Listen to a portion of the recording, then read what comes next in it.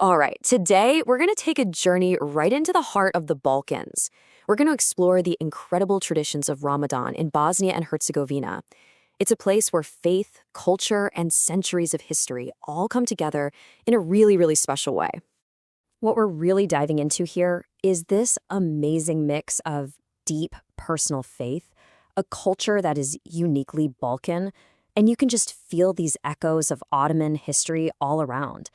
It's a combination that creates an atmosphere you honestly won't find anywhere else in the world. So that's really the big question we're asking today. What is it that makes this experience so unique? How do all these layers of history and culture shape this month of fasting, of prayer, and especially of community? Let's find out. To really get a feel for Ramadan here, you first have to understand the landscape. This isn't just a religious holiday for a small group of people. It's something that's woven into the very soul of the nation. And to put that into perspective, get this, nearly half of the entire population of Bosnia and Herzegovina is Muslim. So what that means is Islam isn't just a religion here, it's a massive part of the national identity, shaping everyday life in cities like Sarajevo and Mostar.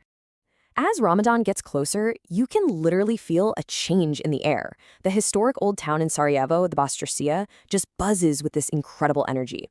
Mosques are gearing up with special programs, the streets get decorated, and there's this shared feeling of excitement that just builds and builds. And then it begins. You'll start hearing this phrase everywhere you go, Ramazan Mubarak olsun. It's a simple, beautiful greeting that means Blessed Ramadan, and it's the official kickoff for a whole month of celebration and reflection. So what does a typical day look like during the fast? Well, during the daylight hours, the whole rhythm of the city kind of slows down. The pace becomes much more reflective, more contemplative, as people focus on their personal fast. And let me tell you, it can be a real challenge. In the summer, the fast can stretch to around 16 hours long. But here's the thing. Life doesn't just stop. It's a secular country, so people are still going to work, schools are open, daily life carries on, all while observing this demanding fast. The whole day is really bookended by two crucial meals. First, you have suhoor, the meal before dawn. It's usually pretty simple, nourishing food to get you through the long day. But then there's iftar. The evening meal that breaks the fast is a full-on celebration. It's a joyous feast you share with family and friends. And believe me, there is no moment more anticipated than iftar. The entire city seems to hold its breath, with all the energy of the day building up to that one single moment, especially in the capital, Sarajevo. So, how does everyone know when that moment has arrived? Well, there's this amazing tradition, a holdover from the Ottoman era. A cannon is fired from the hills above Sarajevo. You hear this boom echo all across the city. And that's the signal. The fast is over. It's a sound of pure relief and joy. The second that cannon fires, tables just fill up with the most incredible food. We're talking about delicious, comforting dishes like begovo chorba, that's base soup, and of course, the world-famous savory pie, burek. It's a total experience for the senses, with smells and tastes passed down through generations. And you can't forget dessert. No iftar would be complete without it. You've got these rich, syrupy pastries with Ottoman roots, like baklava and tulumba. They are the absolute perfect sweet ending to the meal.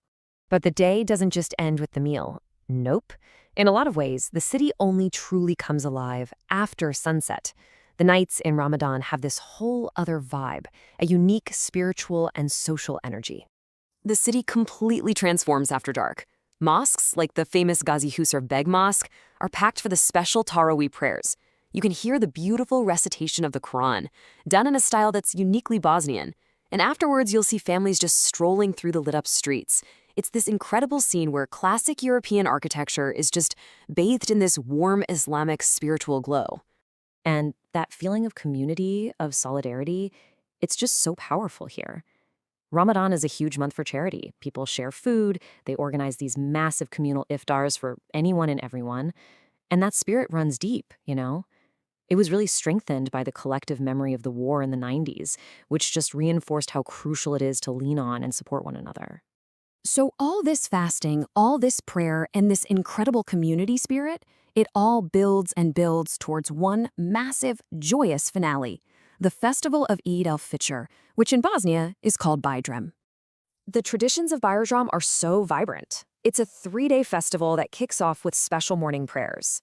After that, it's all about family. People visit relatives, serve guests that famous strong Bosnian coffee and sweets, and the kids get gifts of money, which they call the Bayram Banka. And the greeting changes too. Instead of the Ramadan greeting, you'll hear Bajdram Sharif Mubarak Olsen. It means Blessed Noble Eid, and it signifies a moment of pure celebration, of forgiveness, and of reconnecting with loved ones. It's the perfect end to the month of fasting. But even in the middle of all this joy, there are questions about what the future holds. Bosnia and Herzegovina, like a lot of places, is facing some modern challenges. You've got economic struggles, young people moving to Western Europe for work. How will these deep-rooted traditions hold up and adapt? But when you strip everything else away, this is what Ramadan in Bosnia and Herzegovina is all about. It's a time that lights up the country's historic mosques, that brings families together, and that reminds an entire nation about the incredible strength you can find in faith and in solidarity. It's really a living, breathing testament to a history and a spirit that continues to endure.